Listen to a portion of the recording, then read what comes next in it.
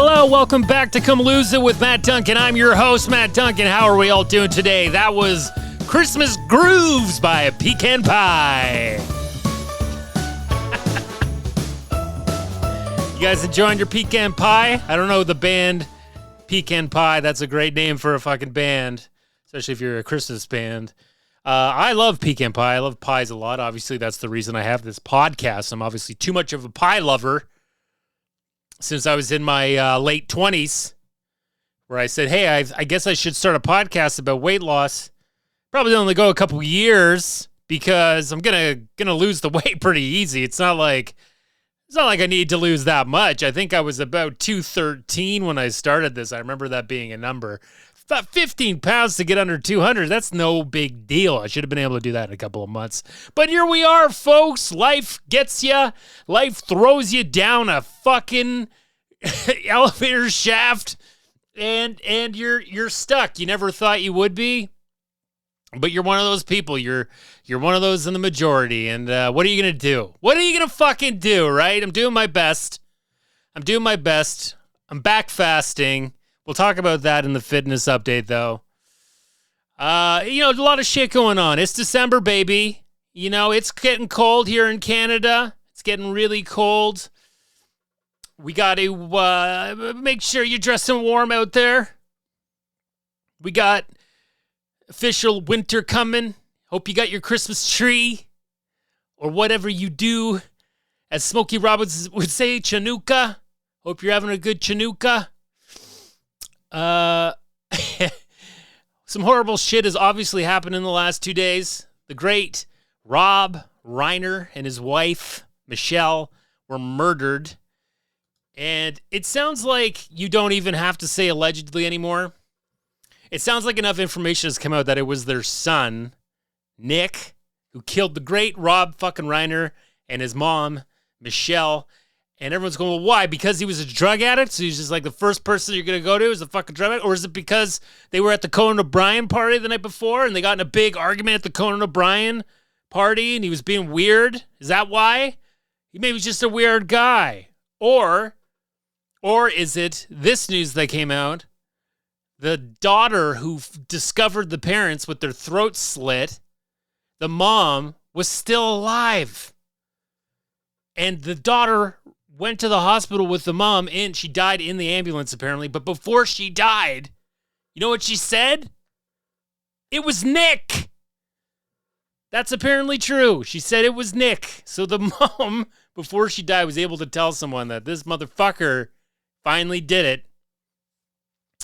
So he's been booked, and now it's going to be this fucking other thing in the news for a while. He's going to go to trial. Is he going to plead guilty?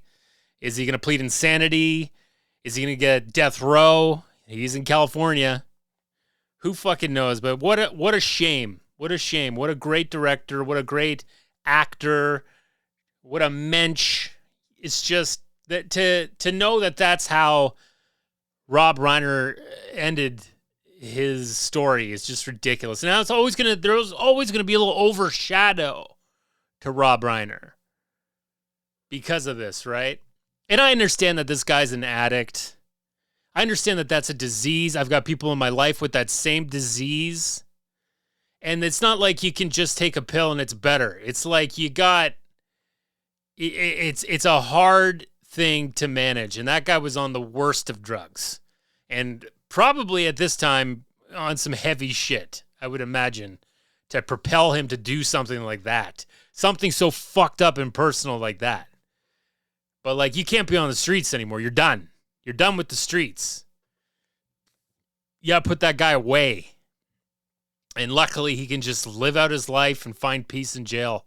Because you can't fucking slit throats of your parents. Look at the fucking Mendoza brothers or whatever. Mendozas?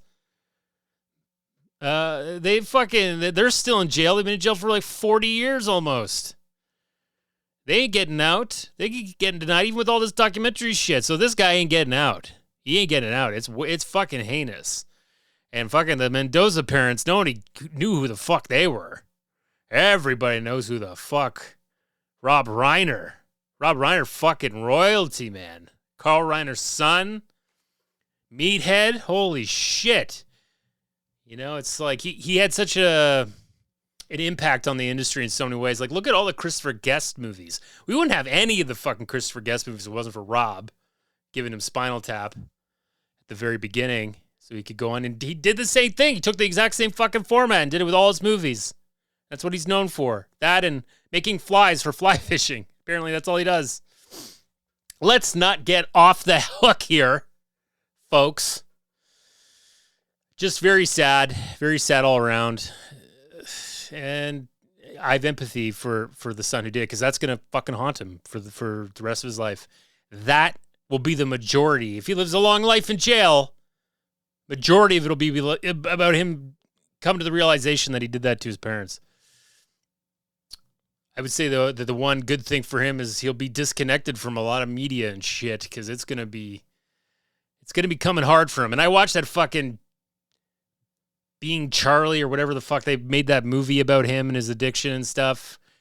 Actor was great in it, but man, he was not a likable character. He wasn't someone you're rooting for to get sober. It was just like, oh, it just kind of ends like, yeah, there's clouds on the horizon, isn't there? When the way this ends. But, you know, I'm not going to talk anymore about that. Other than, I know everyone's coming out and saying it, but Trump is fucking insane. His response to Rob Reiner's murder is fucking unhinged. I won't talk about it too much because enough people are just going to go crazy over it. But he's truly fucked up. I don't know if it's dementia. I don't know if he's got kidney disease. He's fucked up. He's got a lot of illness going on. And now he's sundowning and tweeting and shit when he's sundowning. And he's crazier than fucking ever. He's fucking crazy. He made Rob Reiner's death about himself. It's fucked. Holy shit. Anyways, my snoring has been getting out of fucking hand, people. I don't know what to do. I've tried everything. Tried fucking everything, but it looks like if I just prop myself up, I was going under the one pillow, now I'm back on the two pillow. Apparently the two pillow is helping, so I just gotta stay with the two pillow, I guess. Doesn't seem to really be fucking my neck up too much, but man, it sucks to snore. Sleeping alone all the fucking time. I had to get a single bed pretty much for my office so my wife doesn't go crazy. So anyways, I think it's all related to my fucking diet, eating late, all that shit. So that's why the fast is back. We are going to get into that because I don't really have much else to talk about in the fitness update. I'll tell you that too. It's been a real stagnant, fucked up few months.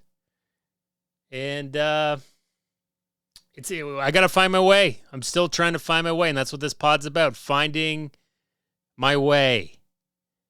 Because there's been changes in my life. And I don't like it, so I need a fresh start. It's fresh start time. Fresh start time in the work world. Because I don't like where I am right now with it. The company I've worked for so many years, I'm like based out of a fucking Asian country now. It's crazy. 12-hour time difference? No. I can't live like this. This is crazy. I'm not going to do it. I'll go work at fucking McDonald's if I have to. Hopefully it can get a little bit better than that, but who fucking knows with this economy, brother? I was going to talk about Slug Ford, fucking Doug. He got his Bill 60 through, which is just I don't know how bad it is for tenants. It's bad for bad tenants. I'm always someone that pays my rent, so I've been told I don't need to worry because I pay my rent. But if they didn't pull that other shit out of it, that gave away our right to tenure after your lease is up, we'd all be fucked. We would all be fucked. You know 50% of the city of Toronto rents? 50% of the capital of Ontario, the biggest fucking city in Canada, one of the biggest in North America, 50% rent. That's how important it is for us to have rights. Jesus. But, there's a lot of... It's the holidays, babe. We can't be so negative. We can't be so goddamn negative all the time.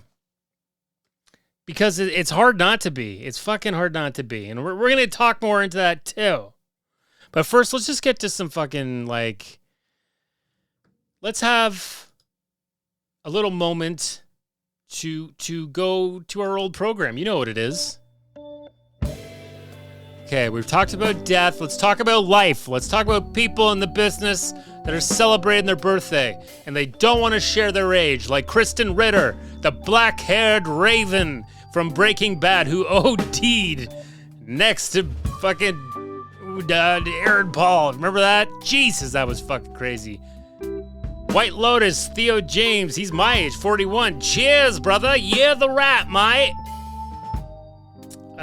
Who else we got here on the docket? Benjamin Bratt doesn't want to share his fucking age ever since he broke up with Julia Roberts. Doesn't want to share it. He's like, well, fuck that.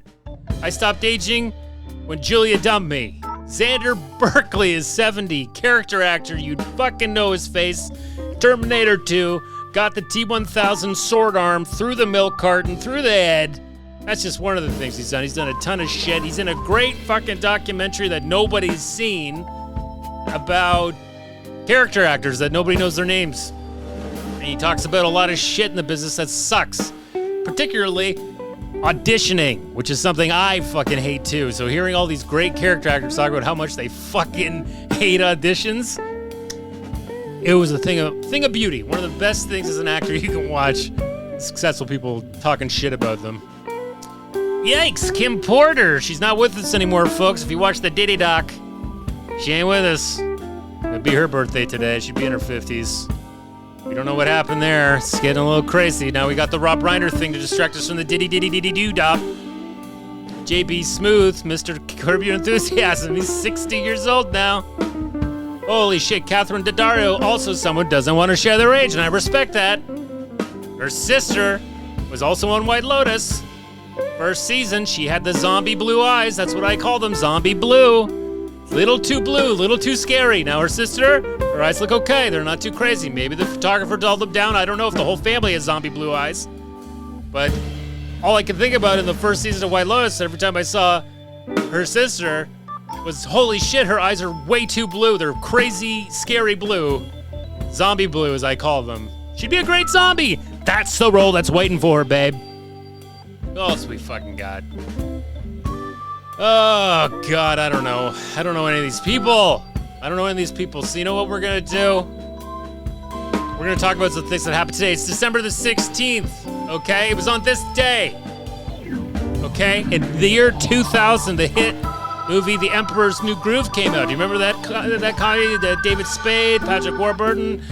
2000. You know, I remember I was working at Walmart as a child, and I worked in the electronics department, and we were playing The Emperor's New Groove all the fucking time on the TVs, the big square motherfuckers, you know? So Emperor's New Groove, 25 fucking years. Not so bad. And, you know, just one more little thing. What happened today? 1989, The Simpsons debuted. You're welcome. You're fucking welcome. Fitness update. Okay, guys, let's talk about the fitness update. It has not been going great for me the last few months. My exercise has completely died off to the point where, like, I've just kind of forgot about my Apple Watch. And it's to the point, again, where it's starting to shame me with monthly challenges. Where it's just like, could you just, like, work out 2 days? Do you think you could close your workout ring like 2 days? Do you think you could? I know it's a lot to ask. And everything, but could you please just 2 days out of 31 work out? Okay? That's what the Apple Watch. That's the tone of the Apple Watch. You know, it's good. Because when you're rolling and you're working out a lot, you don't get 2 days to work out. And guess what? I've only done 1 day, and it's the fucking 16th of December. Okay, I'm going to work out. I worked out yesterday. So this is what I'm doing because I'm fasting again. I started up. I paid for the premium of my fasting app because I'm like, I need fucking help. I can't be doing the free shit and ads making it harder and all the shit. I paid, got a discount for Black Friday, paid for a year with the Body Fast app. Works for me. So started a program, kind of amped my way up to 18-hour fasts. couldn't really do it. By the time I got to 17, 18-hour days, it's rough, man. 16 is a nice sweet spot for me. It's pretty much just skipping breakfast. A lot of people do that, but it's like you shut that shit down. You stop. I stop eating at 8:30 p.m. No fucking food goes in my body. 12:30 the next day, that's when I can start eating. You got to drink water. If you're going to fast, you have to drink water, herbal tea, black coffee, whatever. Has to be that. That's fine. Definitely water, though. You have to hydrate or it's just not going to work. I find it helps to change your habits about eating. Changes your... there's something really nice about that breaking that fast. I had a fucking egg, little like quesadilla almost kind of thing, like a half a quesadilla, just one egg, spinach, little cheese, mix it all in the pan, throw the fucking tortilla in, just a little small tortilla, you know, and then I might have some granola and some yogurt, you know, get some of that yum. So I've been doing that, and that's just like kind of been where I'm at these days with the fucking with the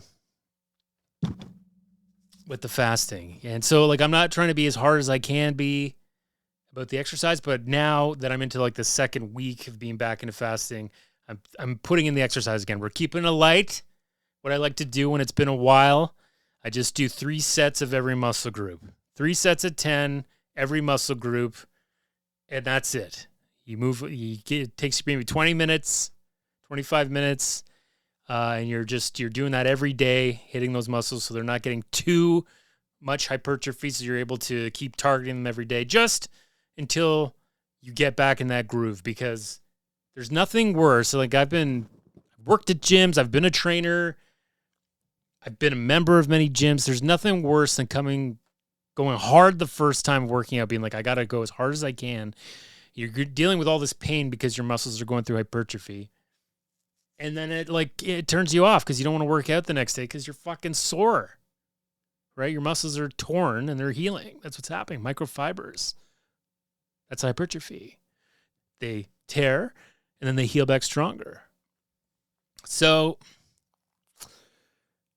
we're taking it easy, but I'm going to try and stay with the consistency this week. And I will just say, I won't share the number, but what prompted me to get back into fasting was like, I somehow I became the heaviest I've ever been, and this can't go on. So I'm making some big changes. It's time. It's like ultimatum time. So that's happening. I'm happy about it so far, and I will say that fasting has its ups and downs. It can make you pretty fucking miserable if you're already feeling miserable. So be prepared for that. But hey, man, I do think it really works. It definitely helps change your fucking habits. Health news. News that is health related. You know, this is usually where I talk about an article, something I've read. Sometimes I like to do a dumb diet fad, or, I do stuff. I try to keep it light, and I try to keep it in a way that I always post the articles because I want people to read them. I don't want you to take my word for it, because we live in this world now where influencers can put together a 30-second video and have you convinced of something that isn't true. No one's doing proper research anymore. I never claimed to do that.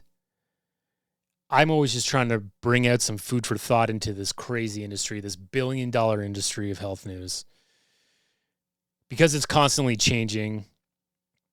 But the problem is that I'm getting a little tired, especially on social media, of seeing like cardiac surgeons or different type of specialists like taking time out of their $750,000 salary to put the scare into you about like, are you getting out of bed the right way? Could have a heart attack. You should be like all this shit. It's like this can't be the era for humanity. This never existed before. None of our parents got up worried about shoveling snow. Now, I understand there's a risk to it, and that's great that they're bringing that to the forefront, that there is a risk. And I do think about that when I'm doing, I use a snowblower, but when I do shovel, I try not to raise the shovel above my heart. I don't hold my breath while I'm shoveling. You should be breathing through it. You got to be kind of warmed up before you start shoveling out there. That's pretty much all you can do. Not everyone can afford a fucking snowblower. And what are you going to do, right? Like, people got to shovel. So there are safe ways. But, like, see, it's just like this one of these cardiac surgeons comes on. He's very smarmy. It's like, all I do. It's like he's making bologna sandwiches. It's like, it's just the same thing. I do all these heart surgeries. It's like, shut the fuck up, man. You're not fucking, like, you're helping, but you're not fucking helping, It's kind of redundant in a way because you're stirring this culture of fear with people about their health. And I'm not going to talk about, I guess I talked a little bit about how to correctly shovel snow. I guess that counts, but I don't want to talk about anything else about health news today. I want to take a break from it and just know that we're doing our best. One of every two people died. One of every two people that were born died until about 1840 or something like that. That was our life expectancy. One of every two people dead before 30 for thousands and thousands of years, monkeys in the cave. And then 1840 went up 5 years to 35. So one of every two people died at 35. This is coming from Neil deGrasse Tyson. And now it's like in the high 70s. Like, think how crazy that shit is because of science and medicine. We went from 35 to like 78 or 75, whatever you want to pick. Doesn't matter. It took 5 years. It took like 300,000 years to go 5 years. This is crazy. We're doing our best. We're living longer than we ever have. As a collective species, it's crazy. I'm 11 years past 30. Had so many people in my life that have my grandparents have the average of all four of them is probably 86, 88. And that's one died at 78, one died at 93. It's fucking crazy.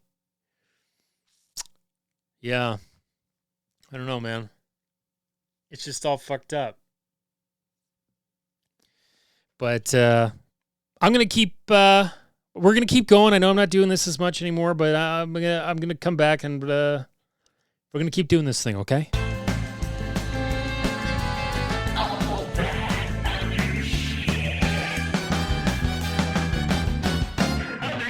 Not just other shit.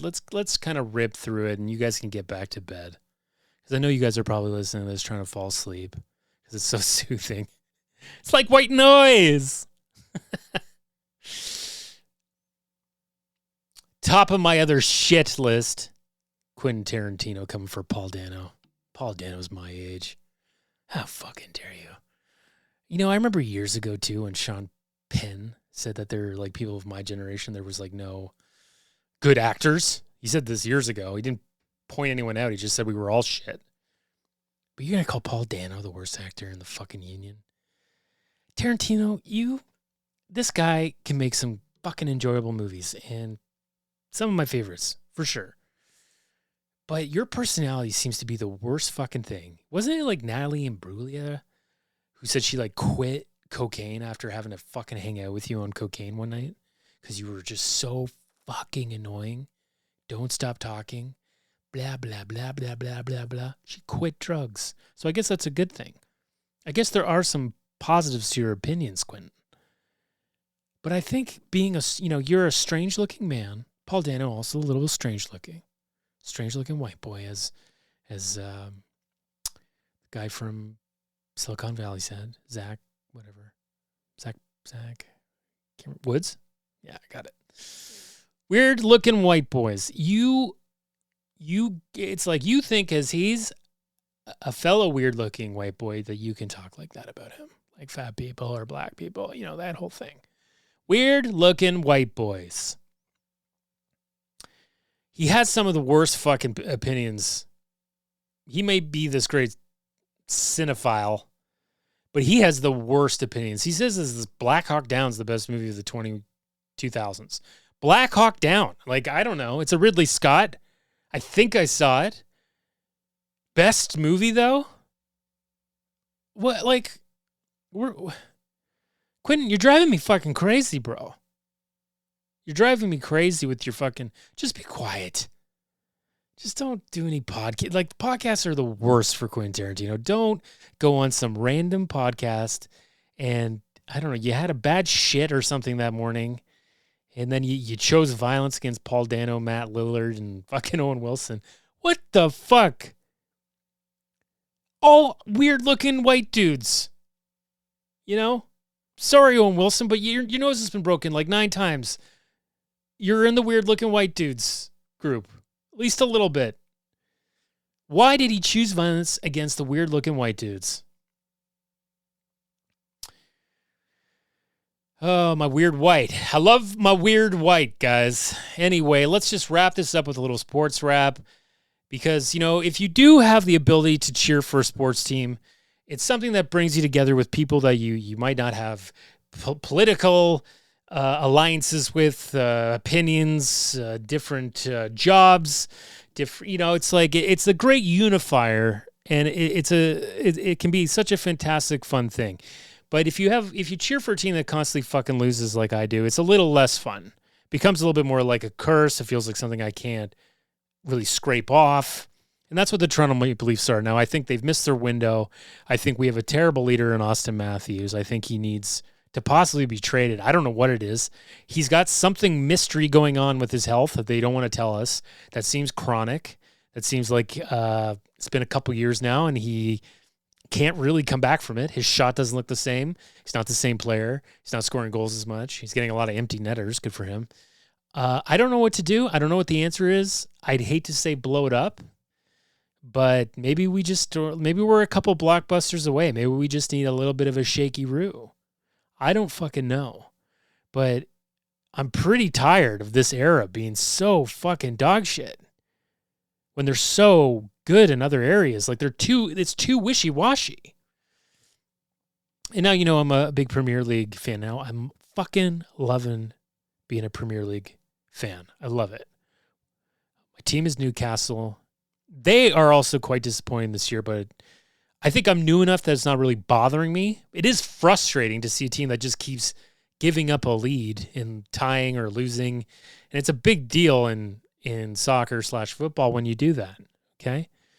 And you can really see the difference where it's like, you're like, there's just no, it's really a game of just, please, can you stay out of relegation?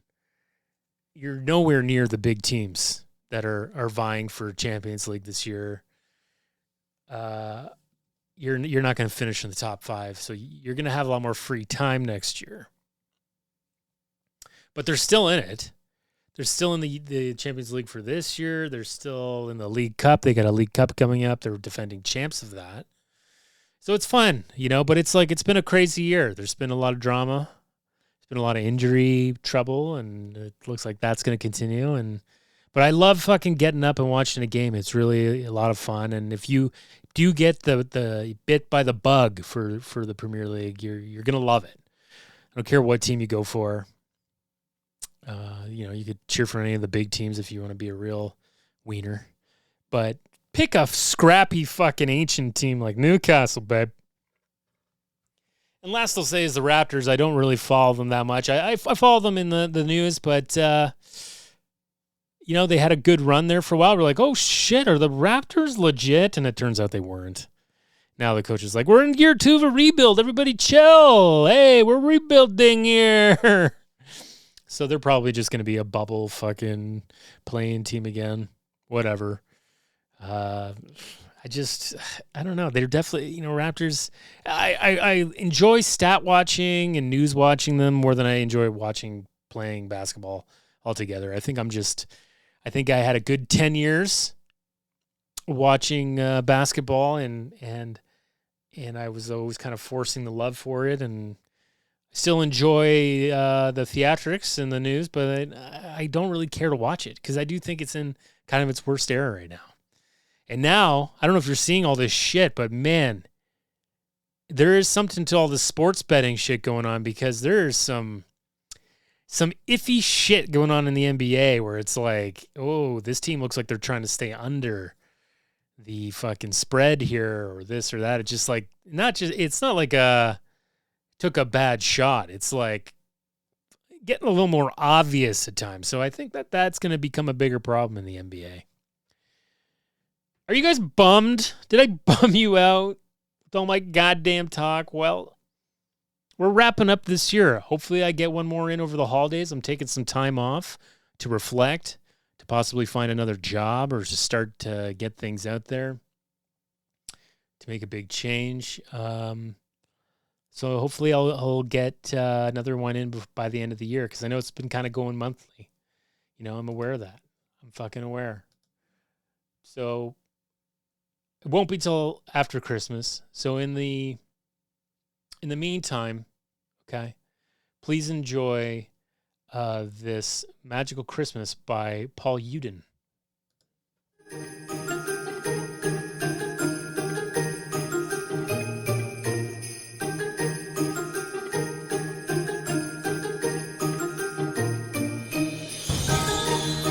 Now you're feeling it. Now you're fucking feeling it. Santa's coming, baby. Hanukkah man is coming too. Shout out all my Hanukkahs. Captain Kwanzaa's coming down the tree. I'll see you at the end. Hopefully I've lost some weight and I'm a little cheerful.